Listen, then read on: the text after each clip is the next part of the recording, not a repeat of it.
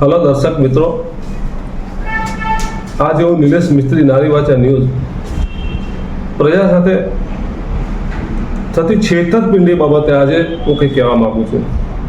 Ahmedabad municipal corporation તેમજ standing committee હરાજી કરી અને કિંમતી જમીનો ફૂંકી મારશે તે વિશે આજે હું થોડીક ચર્ચા કરીશ. સ્ટેન્ડિંગ કમિટી તેમજ અમદાવાદ મ્યુનિસિપલ કોર્પોરેશન લોકોની સાથે કરી રહ્યા છે છેતરપિંડી,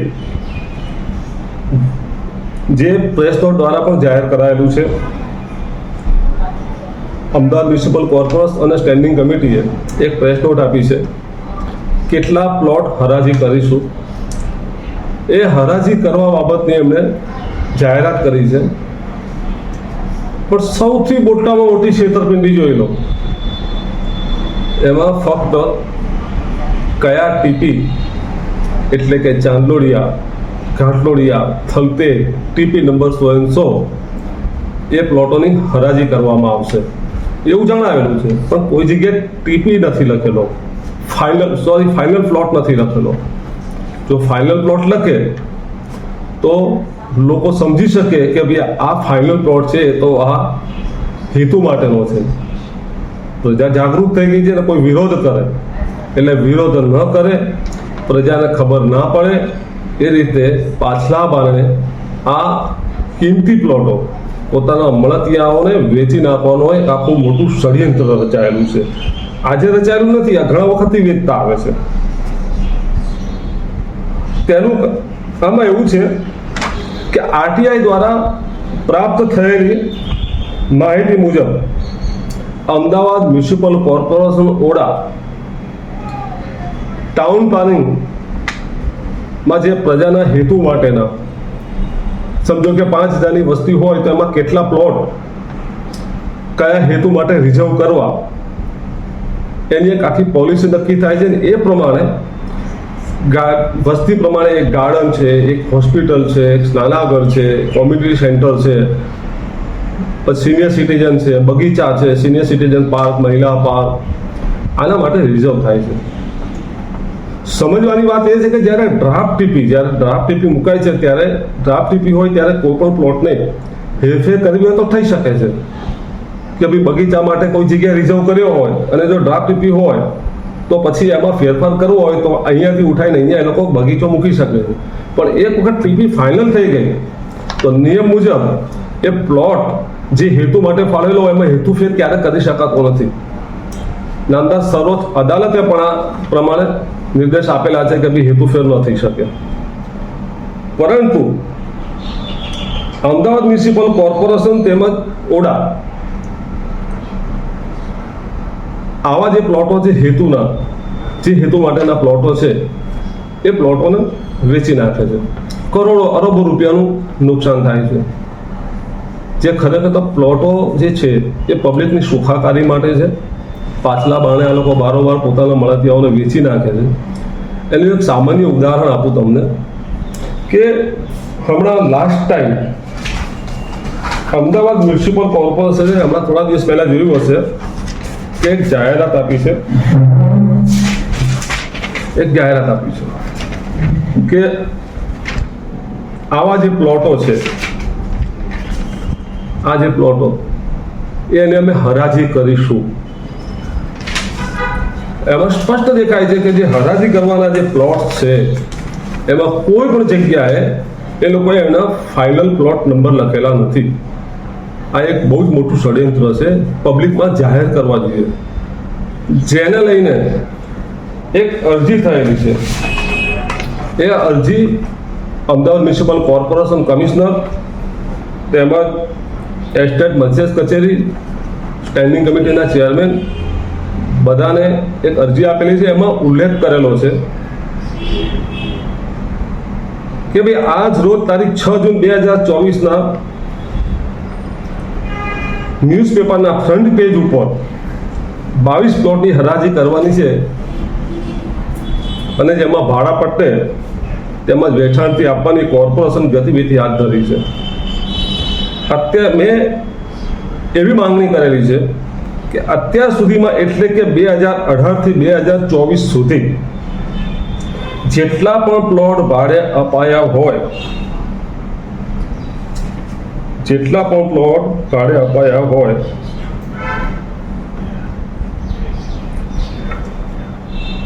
તેમાં વેચાણ અપાયા હોય તે તમામની જીએસટીની આવક, ભાડાની કે વેચાણ કર્યા હોય તેની આવક, તેમજ પ્રોપર્ટી ટેક્સ જે વસૂલવામાં આવે છે એની આવક, એટલે કે કોઈ પણ પ્લોટ ભાડે આપે અથવા તો વેચાણ આપે તો એને નિયમ મુજબ એની જે આવક થઈ છે એ જે તે બજેટ એકાઉન્ટમાં જમા કરવાની હોય છે. એટલે કે જો પ્રોપર્ટી ટેક્સ લીધો વસૂલ કરવામાં આવ્યો હોય પ્લોટ ભાડે આપતી વખતે તો એની પ્રોપર્ટી ટેક્સ હોય એનું કયા બજેટમાં પેમેન્ટ લેવાયું, ભાડે આપ્યું છે તો કયા બજેટમાં લેવાનું હોય, અને જીએસટી વસૂલવાનું હોય તો કયા બજેટમાં વસૂલવાનું હોય છે.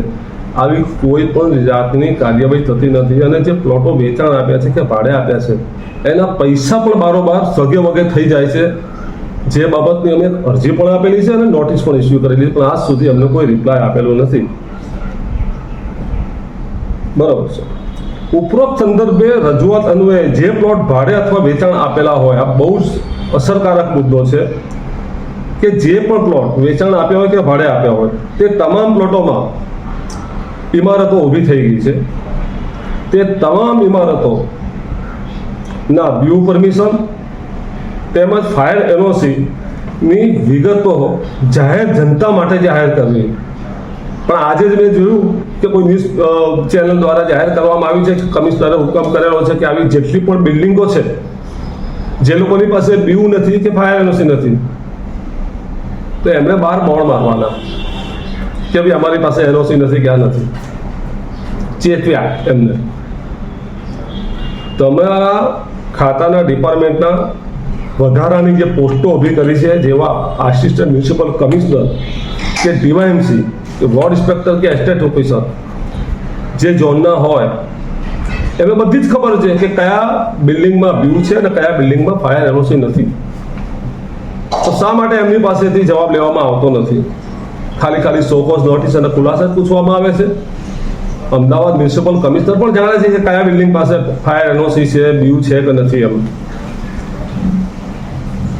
હવે એમાં એવું પણ છે કે જે કોઈ પ્લોટો ભાડે આપવામાં આવેલા છે અને જે ભાડે આપવાના છો તે પ્લોટો મૂળ કયા હેતુના છે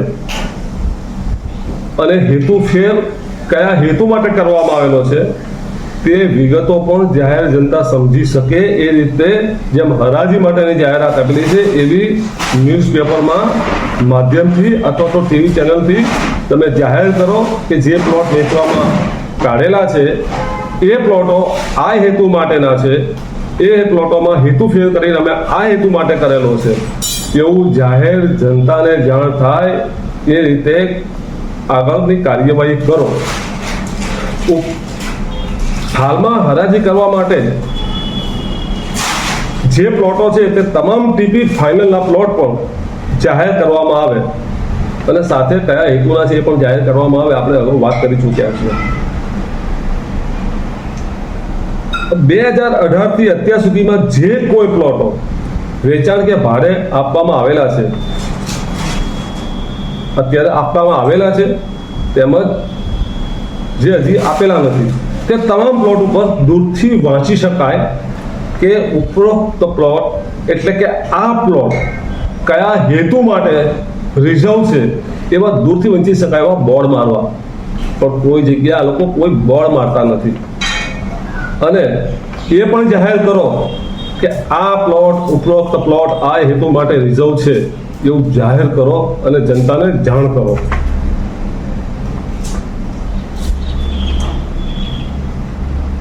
અને અમે છેલ્લે એમ પણ કહેલું છે જો આ પ્લોટની હરાજી કરી દેવામાં આવશે તો ઉપરોક્ત તમામ પ્લોટો ઉપર થયેલ ઊંચા પર ઢંકાઈ જશે, એટલે કે તમે લોકો ઢાંકી દેશો તેવી પૂરેપૂરી શક્યતાઓ છે.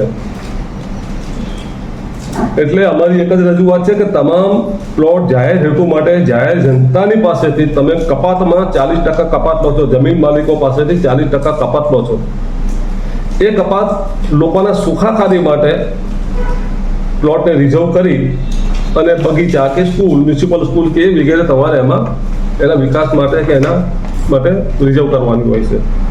પણ તમે આ બધું વેચી નાખો છો. Corporation, Ahmedabad municipal corporation standing committee આ બધું વેચી નાખે છે